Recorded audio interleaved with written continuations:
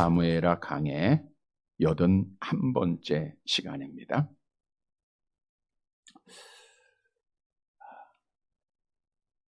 전쟁과 평화, 어떤 걸 택하시겠습니까? 네, 평화를 택해야 되겠죠. 나누어지는 것과 하나 되는 것, 어떤 거 택해야 돼요? 하나 되는 것. 분쟁하는 것과 화목한 것, 화목을 택해야 되고, 싸우는 것과 평화한 것, 평화를 택해야 되겠죠. 오늘도 설교 제목이 평화입니다. 하나님께서 왜 이 설교 제목을 주셨을까요? 수없이 우리에게 지금까지 많은 교훈을 주셨음에도 불구하고 평화가 요구되기 때문에 하나님께서 이 말씀을 주신 줄 믿습니다. 우리가 평화하지 않는다는 거예요. 또한 평화할 수 있는 소망을 우리에게 주신 거예요. 잠언서에도 고기를 먹고 싸우는 것보다 채소 먹고 화목한 것이 더 복이다 말씀하고 있죠. 우리가 정말 사람이 많이 모이는 그런 교회 분쟁보다 적어도 평화한 것이 더 복인 줄 압니다. 악한 영은 평화를 깨트려요. 화목을 깨트립니다. 싸우게 합니다. 분쟁하게 합니다. 그러나 성령은 평화하게 하세요. 화목하게 하시고 하나 되게 하세요. 따라서 나의 말 한마디, 나의 행동 하나가 평화를 깨트리는 것은 지금 누구의 지배를 받는 거예요? 악한 영의 지배를 받는 거예요. 나의 말 한마디, 행동 하나가 평화를 이루어가면 누구의 지배를 받는 거예요? 성령의 지배를 받는 겁니다. 성령의 열매에 보면 화평이 있죠? 그래서 우리는 성령의 늘 지배를 받아야 돼요.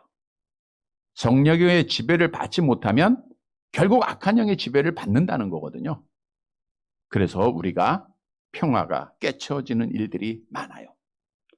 오늘 말씀을 통해서 우리가 정말 평화하는 자들이 되시기를 바랍니다. 하나님이 그 말씀을 주시는 거예요, 지금. 이사야 선지자가 예수님께서 오시기 전, 우리 예수님은 즉 메시아는 이런 분으로 오실 것이다 라고 예언한 말씀이 있죠. 이사야서 9장 6절 말씀입니다. 함께 봅니다.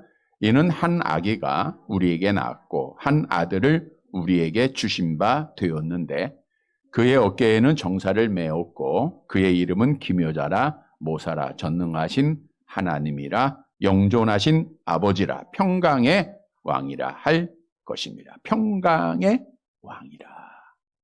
오늘 오전에도 왕 되신 예수님이 예루살렘 성에 나귀 새끼를 타고 입성을 하세요.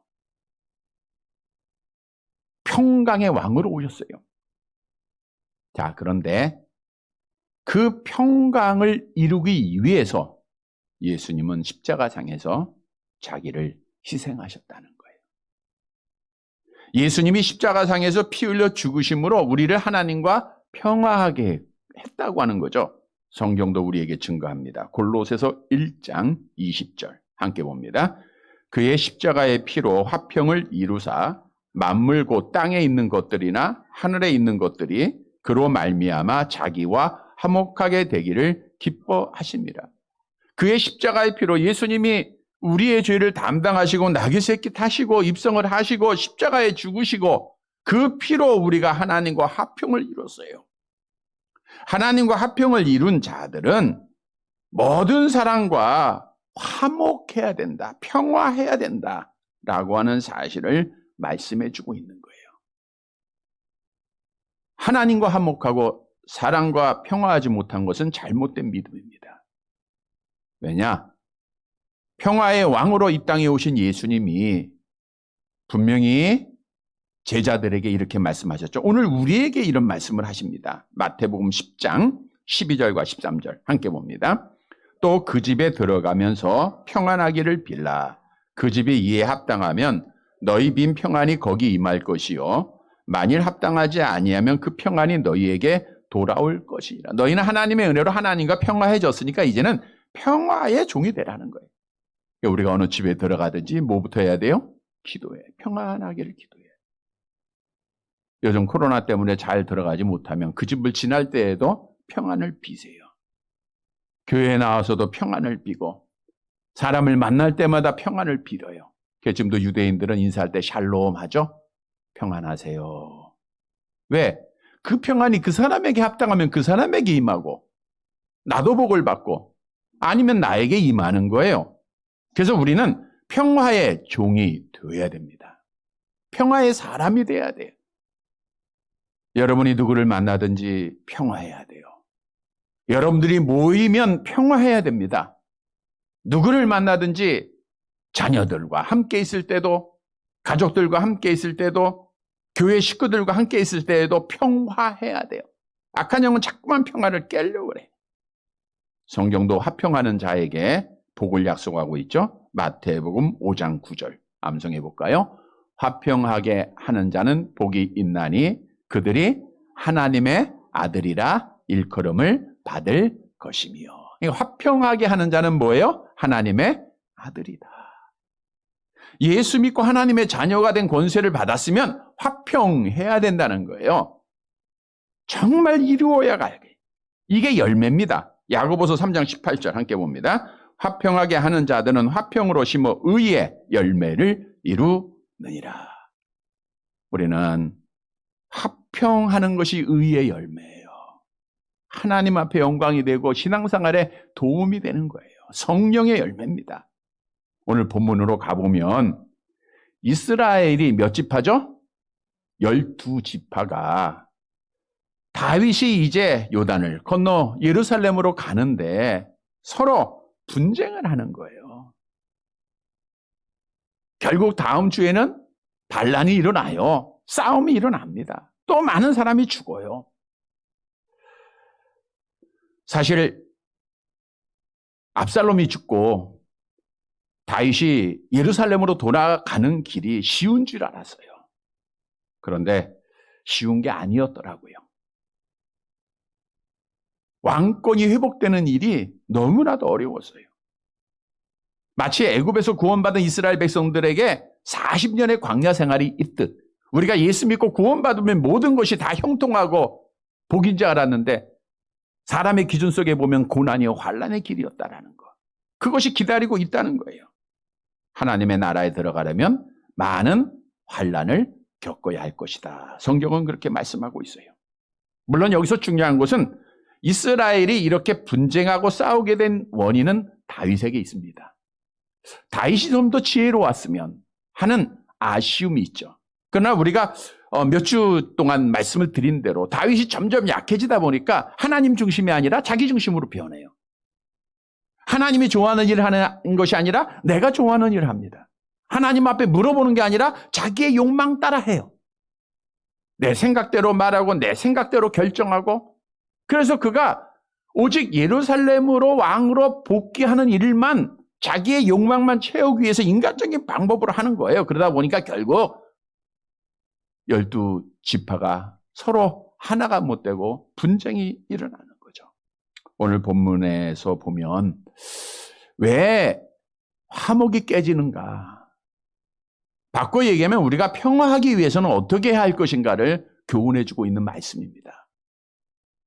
왜 하나님이 이 말씀을 주셨는가? 서두에 말씀드린 대로 필요하기 때문에, 원하시는 일이기 때문에 오늘 말씀을 통해서 우리가 정말 평화의 사람이 되어서 어디를 가든지 누구에게든지 평화를 이루어 우리 하나님께 영광을 돌리고 평화가 천국입니다. 천국의 삶을 경험하는 성도들이 되시기를 간절히 바랍니다. 첫째로 평화하기 위해서는 나의 부족함을 깨닫고 겸손해야 돼요. 평화가 깨진다는 것은 내가 잘났다는 거예요. 교만했다는 거죠. 본문 40절 말씀을 보세요. 40절. 같이 봅니다. 왕이 길갈로 건너오고 기맘도 함께 건너오니 온 유다 백성과 이스라엘 백성의 절반이나 왕과 함께 건너니라. 길갈은 요단 서편의 첫 성읍입니다. 이제 요단강을 건너잖아요. 기맘은 누구라 그랬죠? 네, 바르실레의 아들이라 그랬죠? 네, 함께 이제 다 건넜어요. 그래서 길갈은 그래도 좀 넓은 장소입니다. 이곳에 다윗이 왕으로 복귀하기에 많은 사람이 모일 수밖에 없었죠. 이제 다윗이 왕이 되니까 실세 따라가야죠. 그래서 다윗에게 많은 사람이 모였어요. 물론 오늘 본문에 보면 이스라엘 백성의 유다 백성의 절반이나 모였다, 왕께 함께했다, 이 말은 실제 그 길갈이 그 이스라엘 백성의 절반을 수용할 그런 도시는 아닙니다.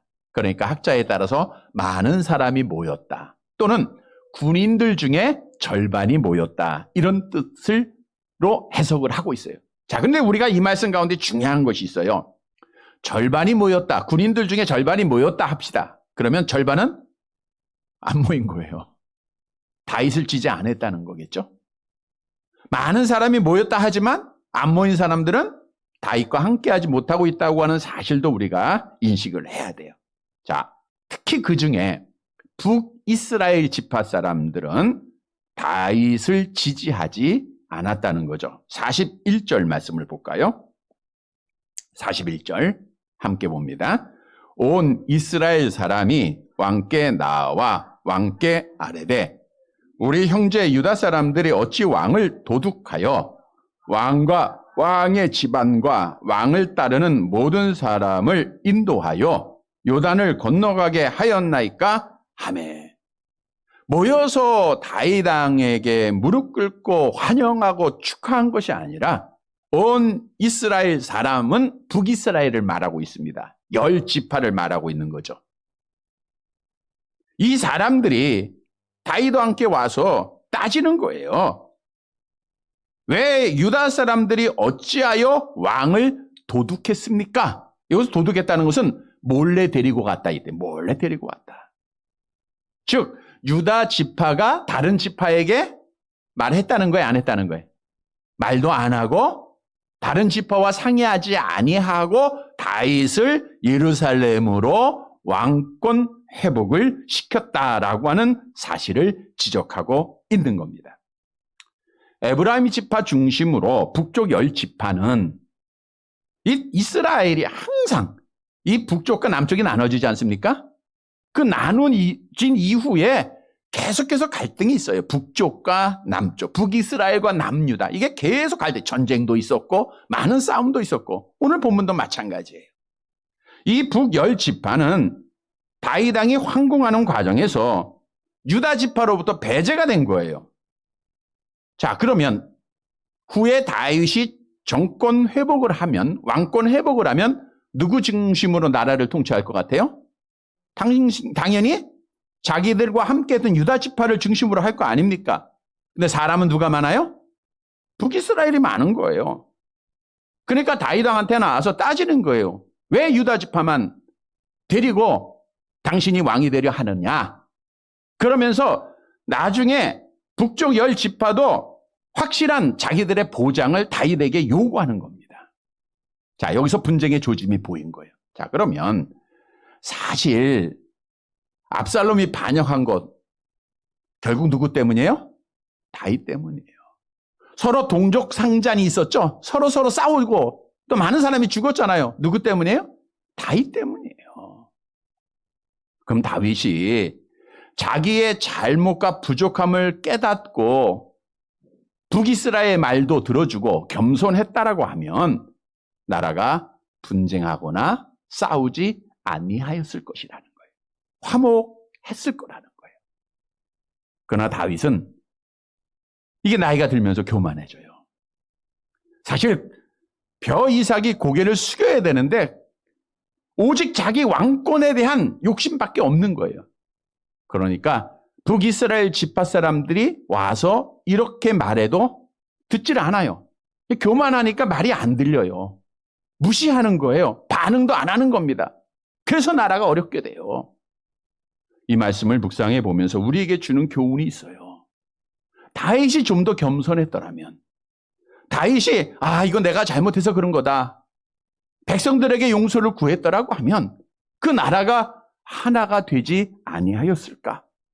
그래서 평화하기 위해서는 먼저 나의 부족함을 깨닫고 겸손한 자가 되어야 된다는 거예요. 나의 부족함을 깨닫고 겸손하면 누구라도 화목하게 됩니다. 교만하니까, 내가 잘났다고 생각하니까, 내 생각이 옳다고 하니까 분쟁이 일어나는 거예요. 크던 작던 분쟁이 일어나는 거예요. 자, 솔로몬이 죽어요. 결국 부귀영화를 누려도 죽고 않습니까? 한번 정하신 거니까. 죽고 나서 이제 그의 아들 르호보암이 왕이 되잖아요. 그때 여로보암이 와서 한 가지 제안을 합니다. 어떤 제안을 했냐면, 왕의 아버지가 우리의 멍에를 무겁게 하였으나 왕은 이제 왕의 아버지가 우리에게 시킨 고욕과 매우 무거운 멍에를 가볍게 하소서. 그리하면 우리가 왕을 섬기겠다. 그러니까 솔로몬이 부귀영화는 누렸는데 백성들에 대한 정치를 잘 하지 못했다는 것을 보여주는 거예요. 마지막에 잘 못했죠. 오직 자기 배만 채우는 거예요. 그러니까 백성들은 무거운 멍에를 쥐고 살았던 거예요. 오늘날로 말하면 우리나라가 세금 폭탄을 맞는다고 하는데 무거운 멍에죠. 백성들이 가지고 있는. 그 멍에를 가볍게 해달라는 거예요. 근데 이 르호보암이 그 문제를 놓고 누구한테 논의해요? 먼저는 장로들, 노인들한테, 아버지와 함께 했던 사람들 앞에 논의를 해요. 그랬더니 그 말, 백성들의 말 들어라. 겸손하게 듣고 그대로 해라. 근데 이 르호보암이 자기들과 함께 자란 소년들의 말을 들어요. 그리고 나서 여로보암에게 뭐라고 대답을 했죠? 우리 열왕기상 12장 14절 말씀 볼까요? 함께 봅니다. 어린 사람들의 자문을 따라 그들에게 말하여 이르되, 내 아버지는 너희의 멍에를 무겁게 하였으나 나는 너희의 멍에를 더욱 무겁게 할지라. 내 아버지는 채찍으로 너희를 징계하였으나 나는 정가의 채찍으로 너희를 징치하리라 하니라. 그러니까 여로보암이 결국 나라를 따라오세요. 그래서 북이스라엘과 남유다가 나누어진 거예요. 북이스라엘은 몇 지파? 10지파. 남유다는 2지파. 유다와 베냐민 2지파밖에 안 남아요. 아주 작은 나라예요. 그러니까 르호보암은, 솔로몬의 왕의 아들이었던 르호보암은 2지파의 왕이 됐고 여로보암은 10지파의 왕. 그 분쟁이 계속 이어진 겁니다. 르호보암이 교만하지 말고 장로들의 말 듣고 겸손했더라면 나라가 갈라지지 아니했을 텐데, 분쟁하지 않았을 텐데, 싸우지 않았을 텐데 라고 하는 아쉬움이 남죠. 그게 우리의 삶에도 적용이 되는 거예요. 우리가 나누어지지 않고 화목하고 평화하기 위해서는 겸손해져야 됩니다. 겸손해져야 돼요. 나의 부족함을 깨달아야 돼요. 우리가 수없이 증거하잖아요. 겸손하기 위해서는 예수님 품어라, 예수님 생각하라. 우리가 성찬을 통해서 예수님의 그 고난도 생각을 했어요. 또 말씀을 통해서 예수님의 그 모습을 우리에게 많이 증거합니다. 오늘도 증거했어요.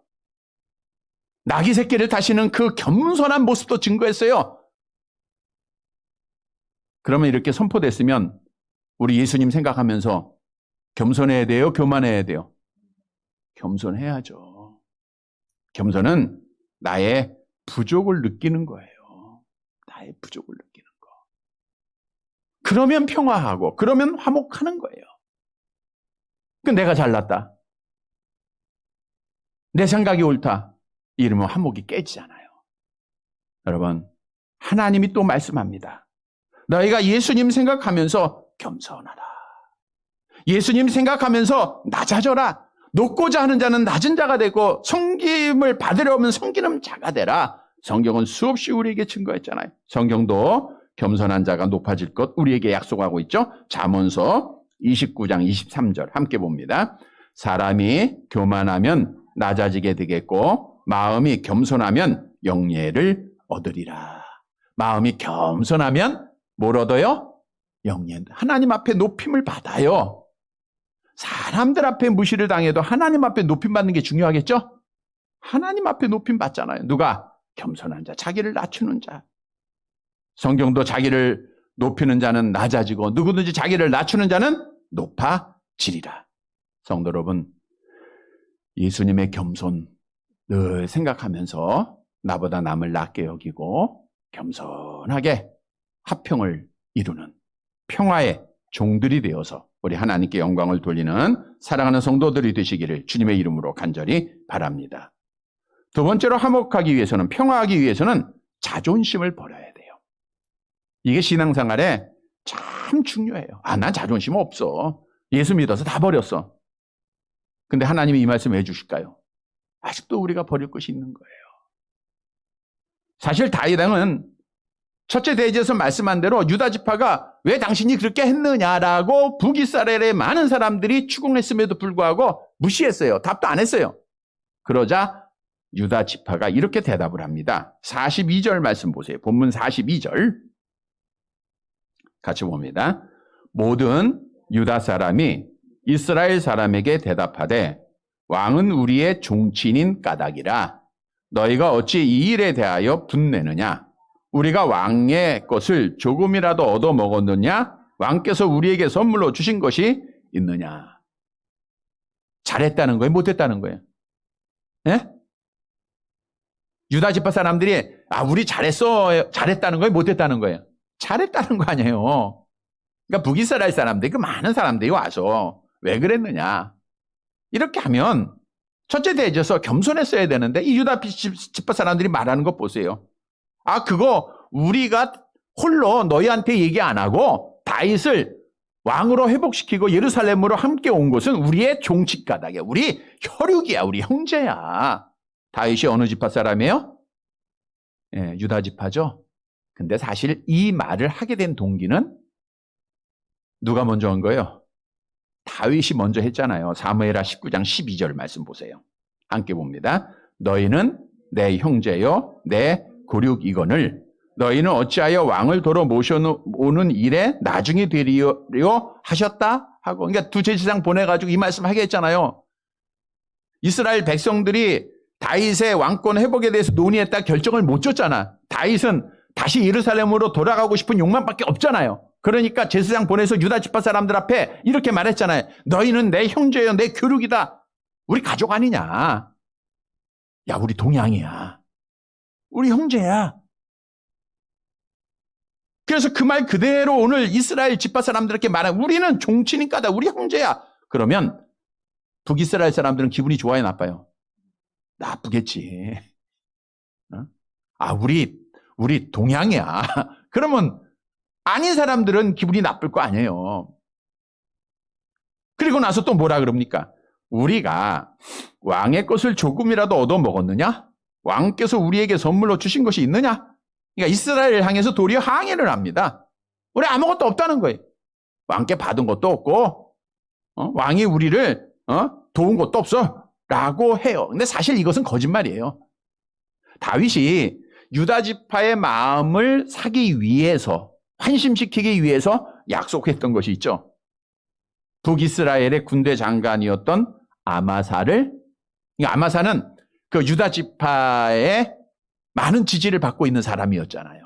근데 이 아마사를 요압을 대신해서 내가 군대 장관 삼겠다라고 누가 약속했어요?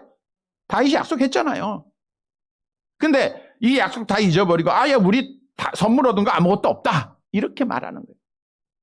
북이스라엘 사람들은 자기 나름대로 자존심이 있어요. 야, 우리는 지금 10지파야. 우리는 많은 사람을 가지고 우리 힘이 있어. 근데 왜 우리 무시해? 또 유다 지파 사람들은 우린 가족이야. 우리 형제들이야. 너 왜 우리한테 뭐라 그래? 이렇게 서로 자존심 가지고 싸우다 보니까 분노가 일어나고 싸움이 일어나고 분쟁이 일어나는 거예요. 그래서 오늘 본문이 우리에게 주는 교훈이 있습니다. 여러분, 자존심 세우면 평화가 깨집니다. 분명하게 우리가 알아야 돼요. 내 자존심 세우려고 하면 평화가 깨져요. 바꿔 말하면 평화하기 위해서는 나의 자존심을 버려야 돼요. 이런 성도들 되시기를 바랍니다. 아직도 버린 것 같지만 아직도 많은 자존심이 있어요. 무시당하는 것 같고 오늘 이스라엘 지파들처럼 유다 지파로부터 우리는 무시당하는 것 같아. 또 유다 지파 사람들처럼 이스라엘 백성들이 우리를 무시하는 것 같아. 이렇게 자기의 자존심만 생각하면 절대로 화목할 수가 없어요. 평화할 수가 없는 겁니다. 자, 우리 성경 사사기로도 가보면 기드온이라는 사람 알죠? 사사. 기드온 하면 뭐가 생각나요? 300명의 군사, 그죠?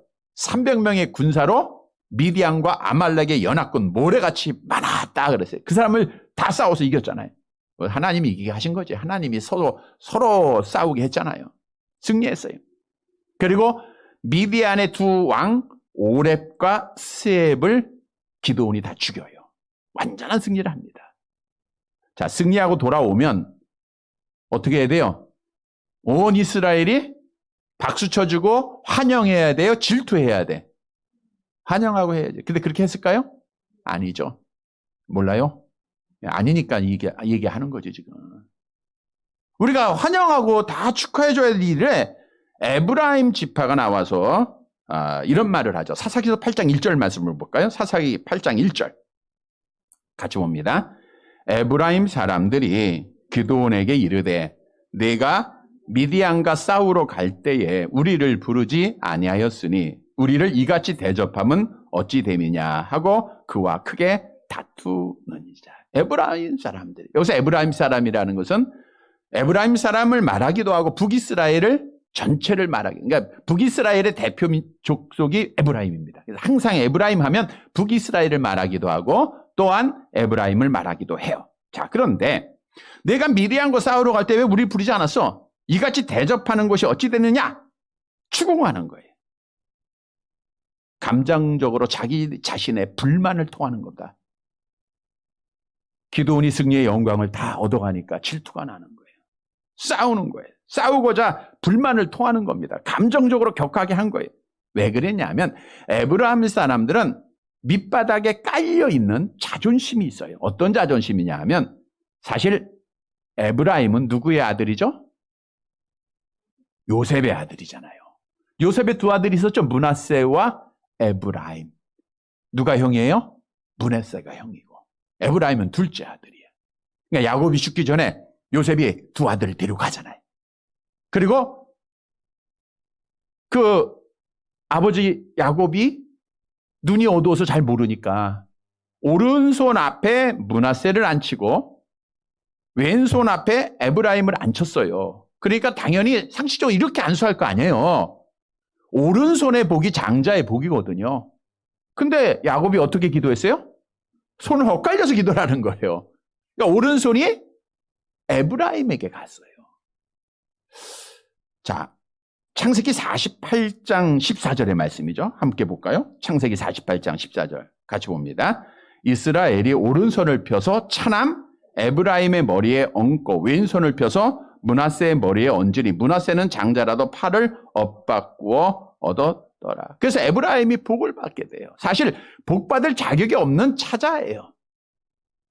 그럼에도 하나님의 은혜로 복을 받았어. 어떤 복 받았느냐? 48장 20절 창세기를 볼까요? 함께 봅니다.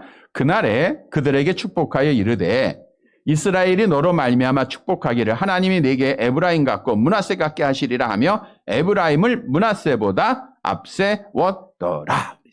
그러니까 에브라임 지파 사람들은 자존심이 있어요. 요셉의 아들이죠. 요셉은 또 누구예요?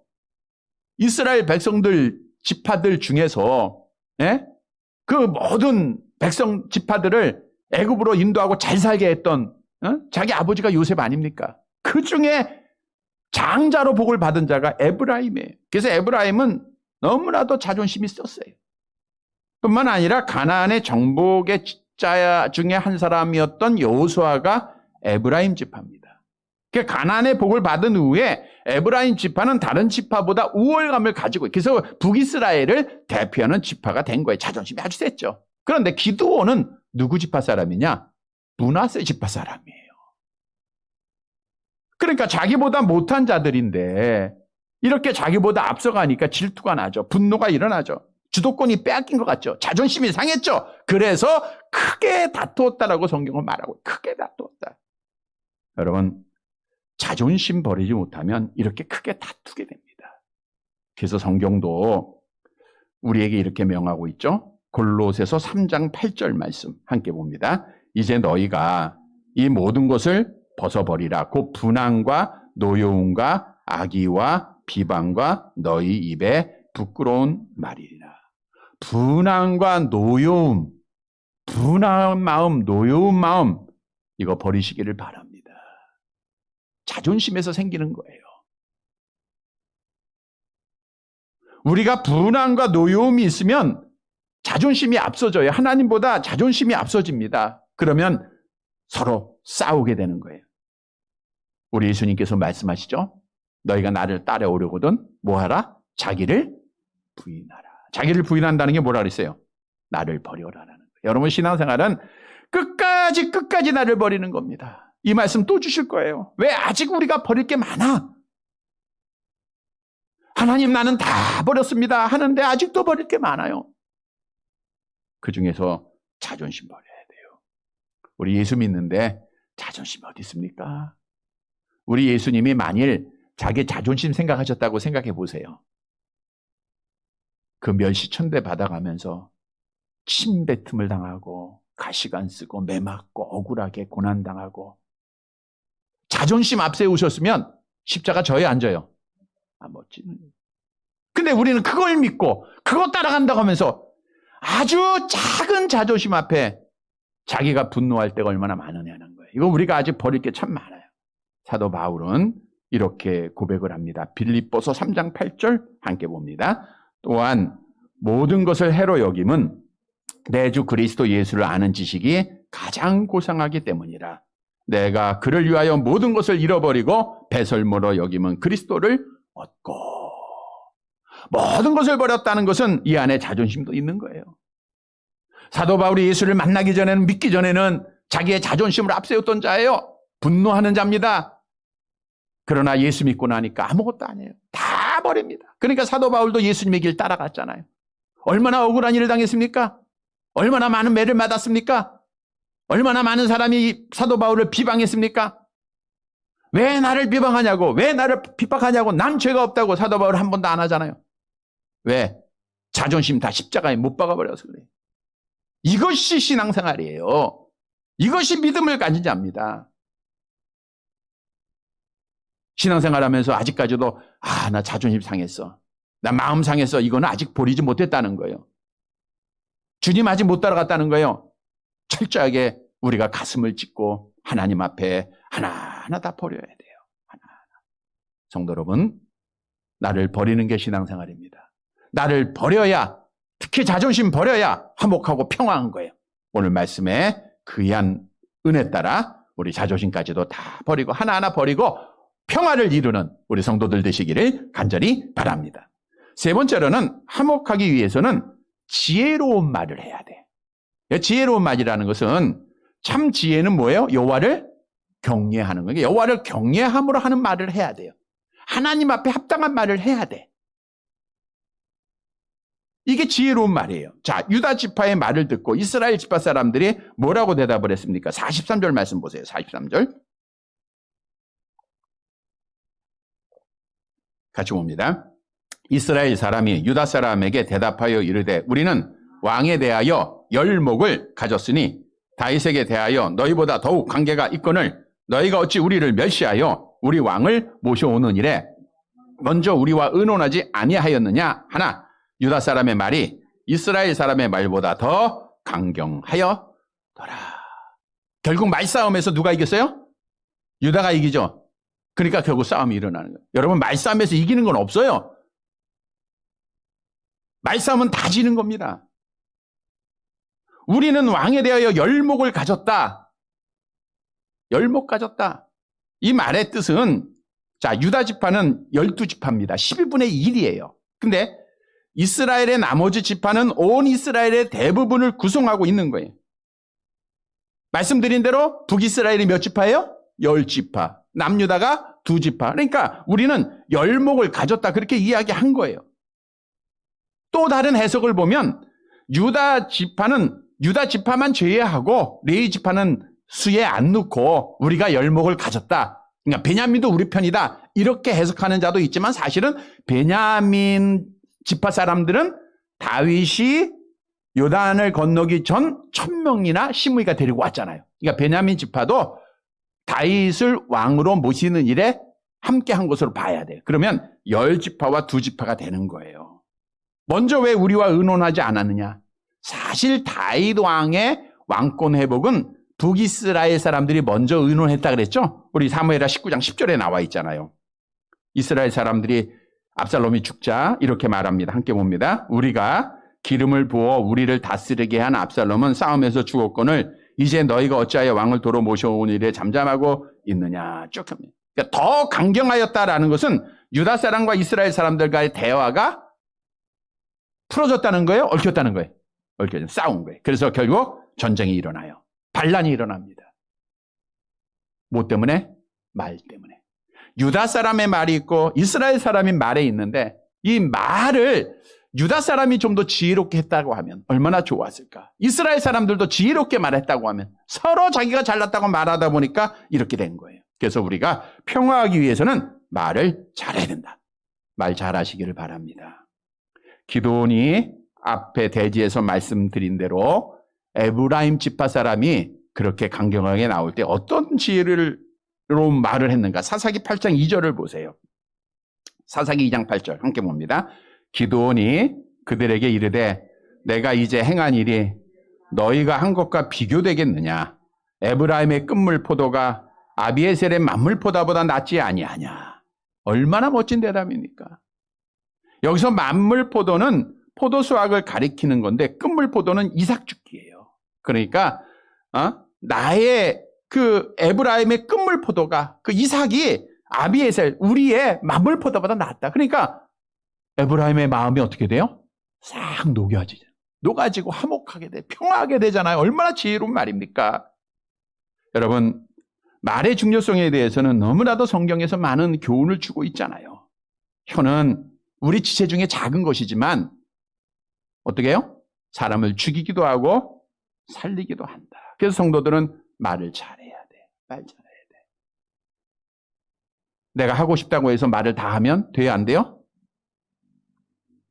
근데 내가 할 말은 해야 된다 하면 돼? 안 돼? 안 되는 거예요. 내가 할 말이 있고 안 할 말이 있는 거예요. 지혜로운 말, 정말 하나님을 경외하고 성령을 위해서 하는 말은 해요.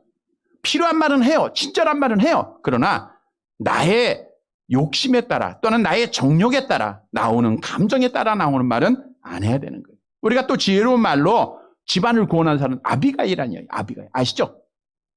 누구의 부인이에요? 악한 자 나발? 네, 나발의 부인이었죠? 네, 나발의 부인. 이 나발이 악한 자잖아요.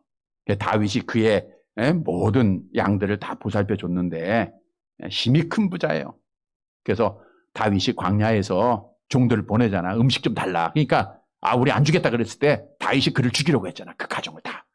그때 아비가일이 그 소식을 듣고 어떻게 했어요? 사무엘상 25장 이하에 보니까 음식 만들고 다 가지고 다윗 발 앞에 엎드려. 한번 같이 봅시다. 시간 지나도.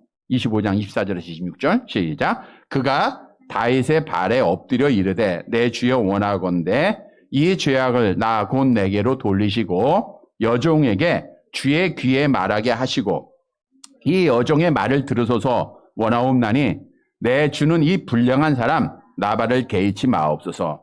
그의 이름이 그에게 적당하니 그의 이름이 나발이라. 그는 미련한 자니이다. 여종은 내 주께서 보내신 소년들을 보지 못하였나이다. 내 주여 여호와께서 살아계심을 두고 맹세하노니 내 주도 살아계시거니와 내 주의 손으로 피를 흘려 친히 보복하시는 일을 여호와께서 막으셨으니 내 주의 원수들과 내 주를 헤아려 하는 자들은 나발과 같이 되기를 원하나이다. 이 말씀 묵상해 보세요. 얼마나 지혜로운 말. 이 지혜로 다윗의 분노가 어떻게 돼요? 사그러져요. 평화를 이루어요. 평화를. 말 한마디에 평화가 일어나면 말 한마디에 오늘 본문에 보니까 지파들이 전쟁을 해요. 싸움이 일어나요. 우리 성도들은 말을 잘해야 돼요. 내가 하고 싶다고 해서 다 입 열면 안 돼요. 내 감정 상했다고 내 뜻대로 입을 열어서 안 돼요. 그러면 평화가 깨지는 거예요. 내가 할 말 다 한다고 하면 내 자존심이 살아나요? 내 권위가 올라가요? 예수님이 땅에 떨어져요. 이걸 우리가 깨달아야 돼. 내가 높아지면 예수님이 떨어지고요. 내가 낮아지면 예수님이 높아져요. 우리는 누구를 높여야 돼요? 예수님 높여야 돼요. 그러기 위해서는 할 말 다 하지 말고 평화해야 돼요. 평화해야 돼요. 우리가 여전도 회의를 한다고 하세요. 사람마다 생각이 다 다르죠. 그런데 자기 할 말만 다 해보세요. 10사람이 모여서 회의를 합니다. 회의가 안 끝나. 일치가 안 돼. 내가 하고 싶다고 해서 할 말 해서는 안 돼요. 이게 화목한 말인가, 평화한 말인가를 알아야 돼. 내가 행동 하나하나에서 말 한마디 해서 상대방에게 유익을 주는 건가, 평화한 것인가, 우리는 다 생각하고 기도해야 돼. 성령의 지배를 받아야 됩니다.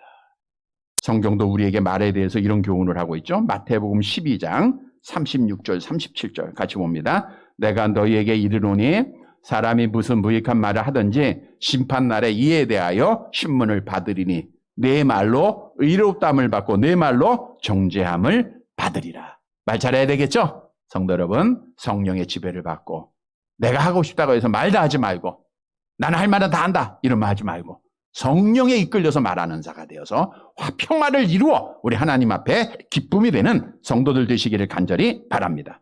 말씀을 정리해 드립니다. 하나님이 원하는 게 뭐예요? 화목하고 평화하는 거예요. 그게 천국이에요. 평화하는 겁니다.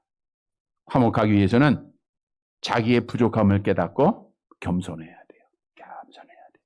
자존심 버려야 되고 지혜로운 말 해야 됩니다. 서두에 설교를 시작하면서 우리는 싸우고 나눠지는 것보다 화목하고 평화한 것을 다 원한다 그랬어요. 그게 하나님의 뜻이에요. 사랑하는 성도 여러분, 오늘 주신 말씀 따라 우리는 평화의 종이 돼야 돼요.